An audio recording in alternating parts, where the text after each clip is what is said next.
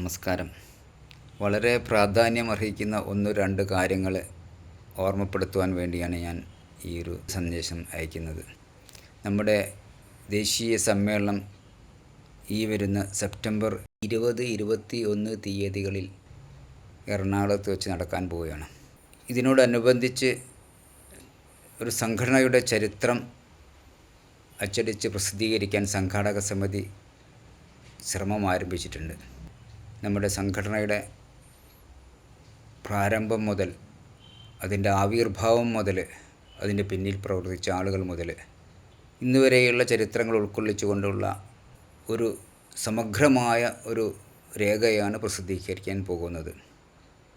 അതുപോലെ തന്നെ ജില്ലാ തലത്തിലും പ്രാദേശിക തലങ്ങളിലും പ്രാരംഭ കാലഘട്ടങ്ങളിൽ പ്രവർത്തിച്ചവരുടെ വിശദാംശങ്ങൾ, അവിടെ നിന്ന് ഇങ്ങോട്ട് ഇന്നേവരെയുള്ള മുഴുവൻ വിശദാംശങ്ങളും ഉൾക്കൊള്ളിച്ചുകൊണ്ട് വളരെ പൂർണ്ണമായ ഒരു ചരിത്രമാണ് എഴുതാൻ ഉദ്ദേശിക്കുന്നത്. ഇതിനു മുൻപ് പല പ്രമുഖ വ്യക്തികളും കേന്ദ്ര നേതൃത്വവും ജില്ലാ നേതൃത്വങ്ങളും എല്ലാം ചില ചരിത്രങ്ങളൊക്കെ തയ്യാറാക്കിയിട്ടുണ്ട്. അതിനെയൊക്കെ പിൻപറ്റിക്കൊണ്ട് തന്നെയാണ് നമ്മൾ വീണ്ടും ഒരു ചരിത്രം രചിക്കാൻ പോകുന്നത്. അപ്പോൾ വളരെ സമഗ്രമായ ഒരു ചരിത്രം എഴുതി തയ്യാറാക്കുമ്പോൾ അതിൻ്റെയൊക്കെ ഭാഗപക്കാവാൻ നമുക്ക് അവസരം കിട്ടുകയാണ്. പ്രത്യേകമായി പറയേണ്ടത്, നമ്മുടെ എല്ലാ ജില്ലകളും എല്ലാ പ്രാദേശിക സഭകളും അതിന് വേണ്ട ഗൗരവവും താല്പര്യവും എടുക്കണം എന്നുള്ളതാണ്. നമ്മളിത് തയ്യാറാക്കി കഴിഞ്ഞാൽ വളരെ വിഷമിച്ചിട്ടാണ് ഇത് തയ്യാറാക്കുന്നത്.